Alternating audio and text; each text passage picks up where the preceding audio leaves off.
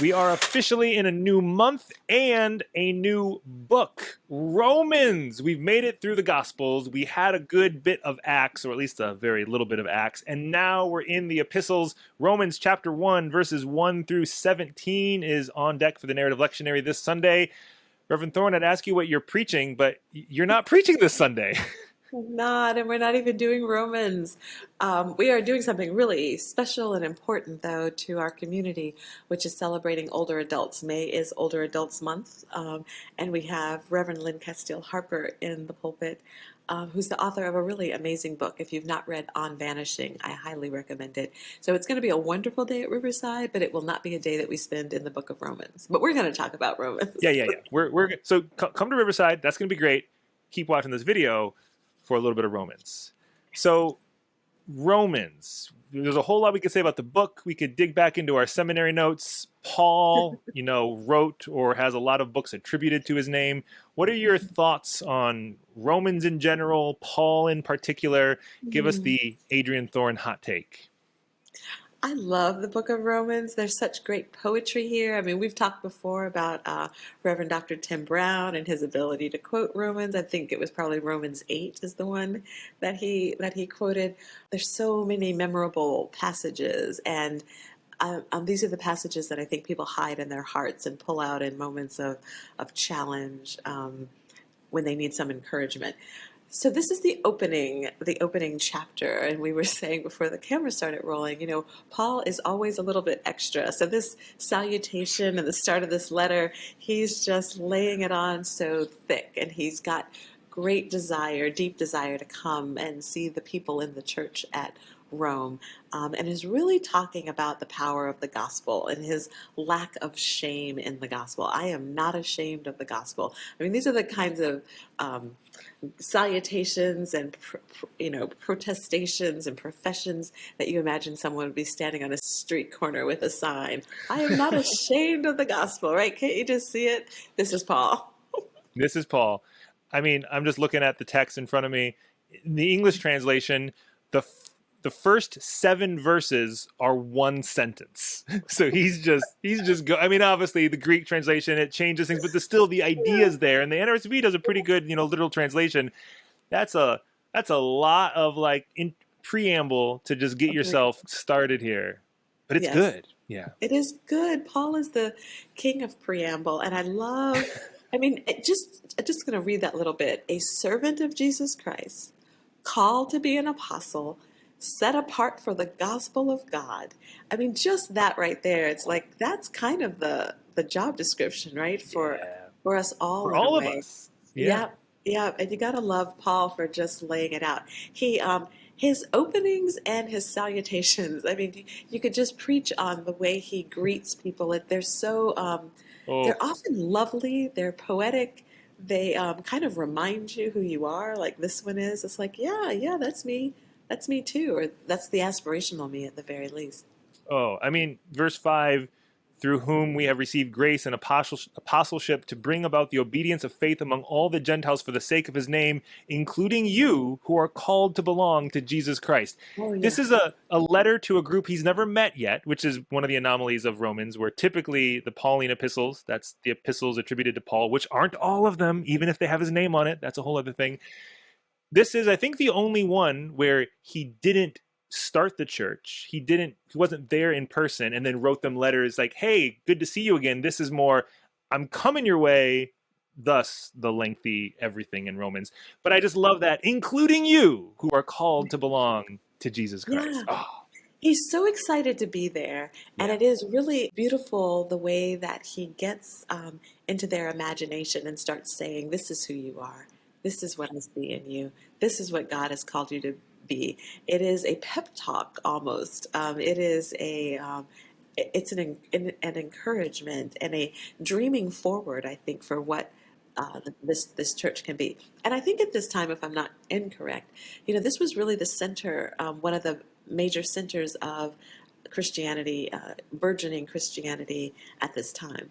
And so Paul is coming to a place that matters, that is a big deal in the burgeoning Christian world. There are so many entry points into even just 17 verses like this, the introduction, it's one of those things where, like you said, it's so much more than an introduction. It just has gems that have so much depth. You could spend like an entire 6 months just on this introduction alone. My other favorite thing about Romans, well, it's just to notice, people often wonder, I don't know, maybe I always wondered, why is Romans the first epistle? Of all the epistles, we get through the Gospels, we get through Acts, which is really the sequel to Luke. Luke and Acts are interconnected. And then we get, all these epistles, which the initial batch are all attributed to Paul. And Romans is the first one. I always thought it's because it was the most important. Put the most important one first, right? Like order of priority. But that's not it. All of the epistles are simply in order of longest to shortest. I thought it was just the get the longest first. Which gets really interesting when you get to the Corinthians, because there's 2 letters to the Corinthian church. We call them 1 Corinthians and 2 Corinthians. Sometimes former presidents call them 2 Corinthians. Who knows? But I wonder which scholars it was. scholars have deduced that there were likely 4 letters Paul wrote to the church in Corinth, and that's based on some of the language inside the 2 letters we do have. And what they can also figure out is that 1 Corinthians was actually the later letter written to Corinth. 2 Corinthians would have been written before 1 Corinthians. So it's just, we're not talking about Corinthians in this. Yeah, because they're in order by length. They're not in chronological order. I mean, Galatians would have been the first epistle to be written, and Romans would be much later. So, again, Bible Geek Time with Reverend Jim. You're welcome. I love it. I love the Bible Geek Time. But Paul really is teeing up what will be, I think, for many people, again, one of the most memorable, encouraging, poetic letters that we find. Lots of people quote Romans, have it read at their funerals. If there's a letter that you pull out and chant like me when I'm running, there are things in there that can help you to fight the good fight. And I think that's where he's going when he talks about, I am not ashamed of the gospel, because it is power. There is power in the book of Romans.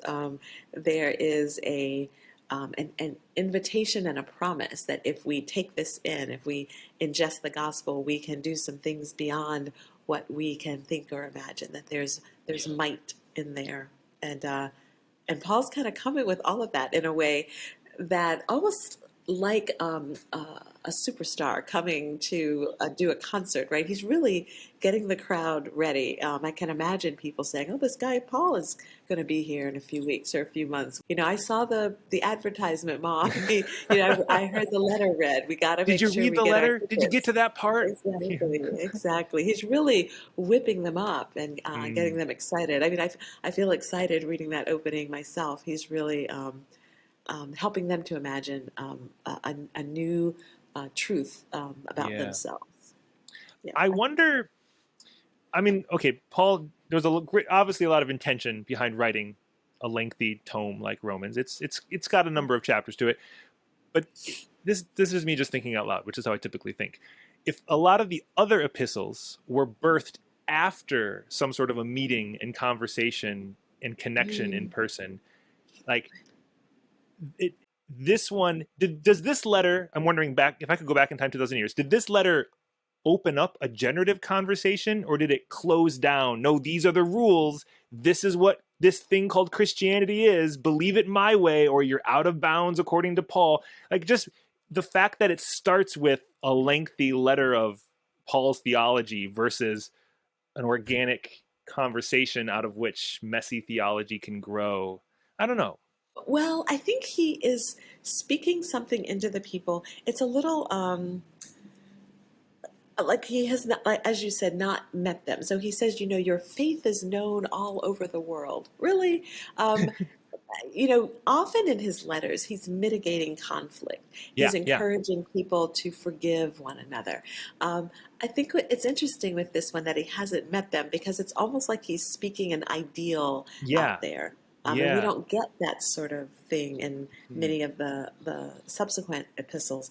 And so I think that's part of why it's so beautiful to read, because you read it and think, yeah, we could do that. We could be that. That's actually what we were created to do and to be. Mm.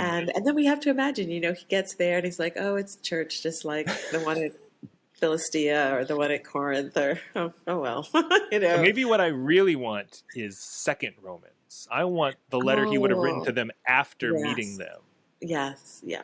The Yeah. okay, the ideas were there, and now we have that the clouds meet the dirt, and we figure out what's actually going to grow in this space. But then I wonder, do you really want Second Romans? Because I think part of what we love so much about Hmm. this letter is its aspirational nature, Okay. its Okay. poetry, its um, this is who you are, which of course Mm, he's saying this is who you should be, this is who you yeah. could be. Could be. Yeah, yeah. All right. All right. This was good therapy. Thank you for helping me hold my Bible with a good, healthy distance and appreciation. Yeah, but don't you love Romans? I don't know if it's your favorite letter. I mean, I love Philippians is is a deep favorite as well. Philippians, Galatians, Romans Yeah, always has a place though. Just Tim Brown, our mutual Brown. seminary professor, who just inspires you in so many ways. I went to a Bible school in undergrad, and I took a class on Romans, like as a Oh my 20-year-old gosh. kid.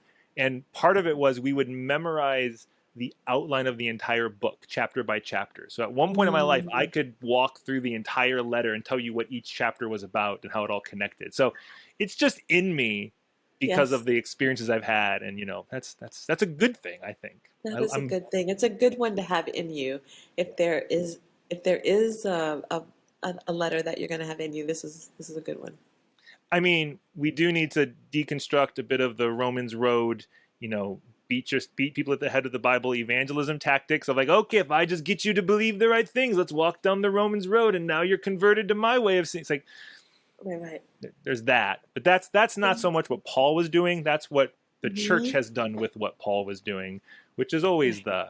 the differentiation we're on the process of. Right, right. And I think it ties us back again to that closing verse about not being ashamed of the gospel. There's Mm, a way to understand it as, not being ashamed of the relationship that you have with Christ, not being ashamed to tell that story. But it can veer off to that I'm not ashamed of the gospel, and you won't be either, because I'm going to make sure, it can get us into some other places. But I think that lack of shame in the gospel is something we're called to, and I think those of us in the West struggle with how to walk that line in a way that our siblings in other parts of the world don't. I think we are so ashamed of what colonialism and imperialism has done that we kind of sit on our story and sit on our good news without wanting to talk about it too much because we don't want to give the appearance of past things that we are embarrassed about. there are some things that have been labeled the gospel that I am ashamed of, but there's Yes. Yeah. something that is this good news of Yes. love and justice found in Jesus that we Right. need to embrace and throw away. Yeah, okay. I Right. want you That to we preach want to this go and text tell now. the world. Yeah, we want to You've go and got a tell the sermon world. just on that verse. Oh, There okay. you Let's put go. Romans I back on love the that schedule. verse. Get you back in the pulpit. There's something there. I am not ashamed of the gospel. Yes. Okay, everybody. Romans, this introduction, all the big, eloquent language, the beautiful small gems. Give us your thoughts. Give us your questions. How are you holding this for preaching, for Bible study, just for your personal life? I'm sure something in here bubbled up a thought or an idea, and we would love to hear them and respond to you. And we'll be back again the following week. More Romans, and another Sunday you're not preaching. So we'll have some fun. That's true. It'll be All fun. right. See you on the next one. Okay.